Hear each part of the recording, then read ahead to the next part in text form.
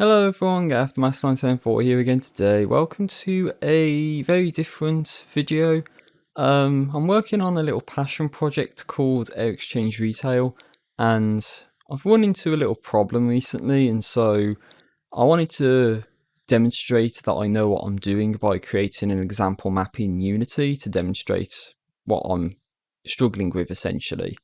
But for context, in Air Exchange Retail I've been able to add in Half-Life 2 beta weapons called the Slam and the Sticky Launcher. And so the Slam is essentially a satchel charge plus trip mine weapon in one.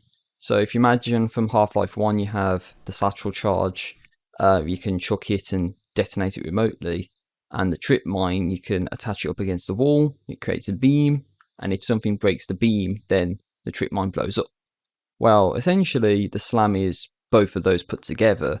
And if you, say, for example, have a Slam and you want to use it as a satchel charge, but you only got one left, then there's a possibility that the game says, well, you can't use the detonator because you don't have any ammo.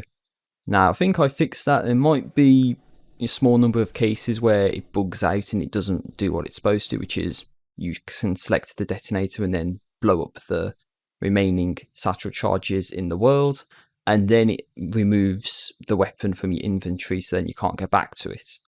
The sticky launcher is a complete pile of crap, let me tell you. I mean, I've had so much trouble trying to get this to work, and I've even hardwired functions to say just return true all the time, and then it still just causes conflict and doesn't work, and then you can't select the weapon to detonate any active bombs, even though you should be able to. Now, I don't know why this is happening, and so because I was so frustrated by this, to try and put it kindly, I decided to do create this scene in Unity here. And so I've got a game object called stuff not to worry about because it's just irrelevant to what I'm talking about. But I've got a default player controller, and on the controller is a gun script, which I'll cover in a bit. And also under the main camera, there is a gun, which is just a cube. And at the end of the gun is a empty game object to serve as a spawn point of sticky bombs. Then there is a ball counter entity with a ball script on it, which I'll get into. A text that's just going to update a magazine count, and a trigger volume with a give ammo script to just give ammo to the player. And so in this case, this sphere, it's just a basic sphere with a texture on it. All I would have done is added a rigid body to it with collision detection set to continuous dynamic, and a script called remove ball. And if I just hover over here, then remove ball, all it's going to do is there's a public function called destroy ball, and when that's called, it's going to destroy the game object that the script is attached to. So in this case, the script is attached to the sticky ball, and when the destroy ball function is called, then the clone of the sticky ball in the hierarchy is going to get deleted. So it's easy enough, right? And under give ammo, I can open it up in Visual Studio actually. Bigger text. But it's got a gun script called gun script. And then before the first frame is called, then it's going to find the gun script object. And then when we enter the trigger, it's going to find the magazine size integer and just add one to it. That's what this means. And then if it's the player, then we're going to do that. So our player here has been tagged player. That's all that's happening there. Then remove ball, as I said, we covered that already. I'll cover the gun script next, actually. So here we have a rigid body, which is going to be the ball, our sticky ball in this case, in the project here. Then a game object, which is the muzzle, that's the spawn point of our ball. A text, you have to use Unity engine.ui to be able to use text, and that's going to serve as a on-screen text that tells you how many projectiles you can fire. And a public integer, which is the size, which is set to 5 by default, so that can be changed. And then a private ball script, which is called ball script, and then before the first frame is called. going to find the ball script object.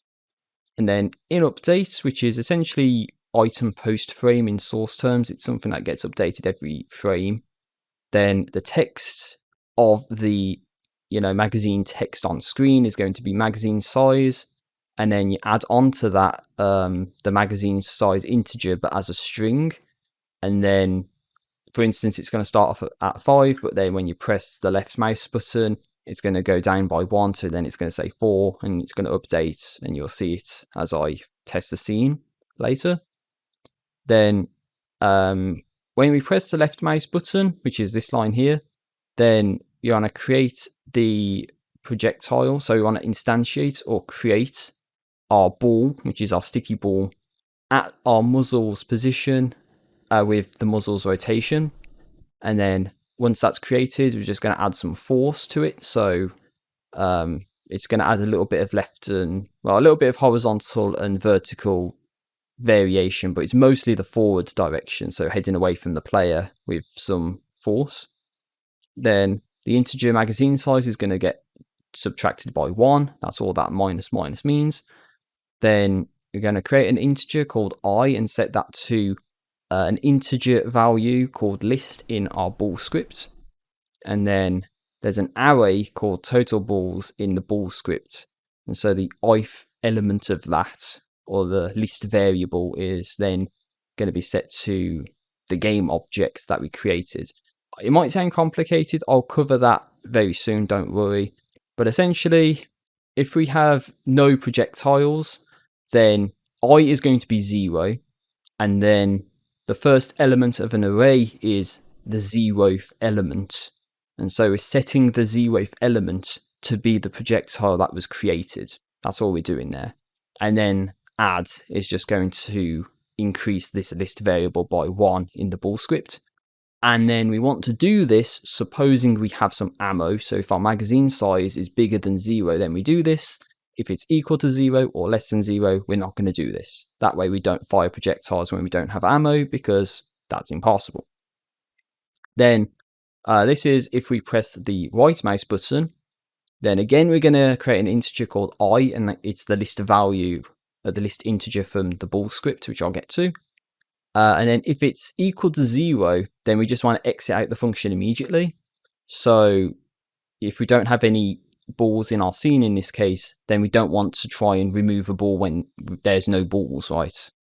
So if we do have a ball and I is 1, then we want to go through a subtract function that is basically I minus 1.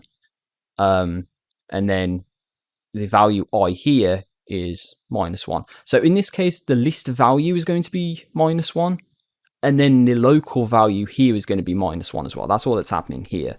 Because say we have one ball in play, but that's the 0th element, as I said earlier. But if we just do this, then it's going to be trying to find the first value, the first or the second variable, not the first.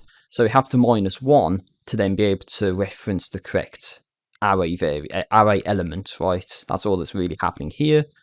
So we're going to create a local game object, which is our ball to destroy, and it is the if element in our total ball array in the ball script.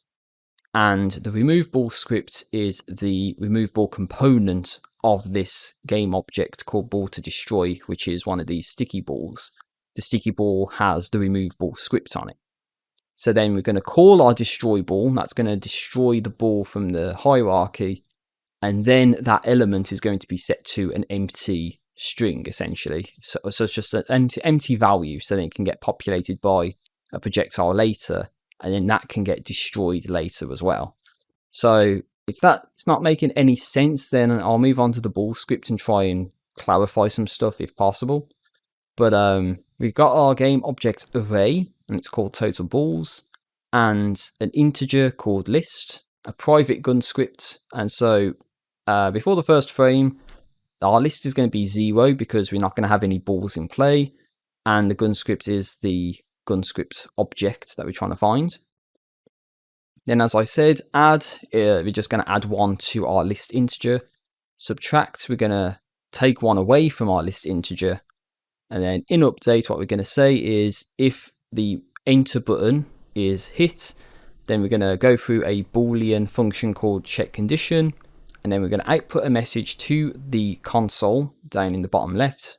Do we have ammo, or are there bombs in play? And it's going to return true or false. So it's going to say true or false in the console, as you can kind of tell, if some of the conditions in this check condition function are met. And so I've created the check condition. It's going to output a Boolean value. So it's going to be true or false. And so these are the conditions I can think of. If we have balls in play and we don't have any ammo, then we want to say return true, because there's essentially sticky bombs in play, but we don't have any more sticky bombs to add. So in case we want to detonate the bombs, then we want to return true and then go on from there, which I'll get to.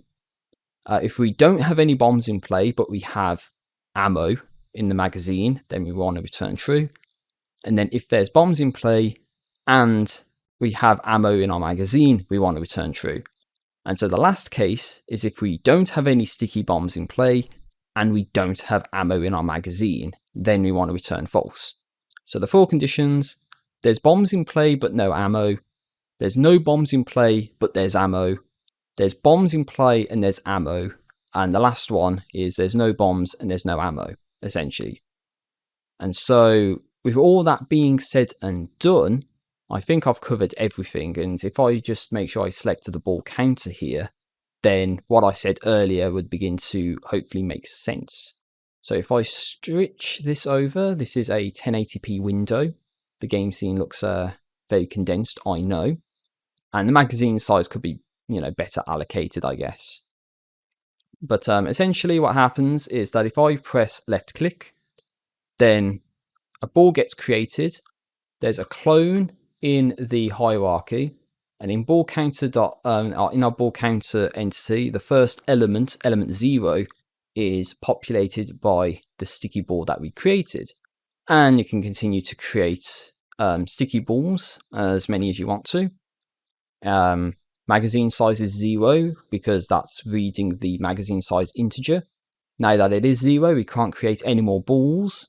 And then if I press right mouse button, then you can see that the balls are not only disappearing from the scene, they're disappearing from the hierarchy and being eliminated from the array.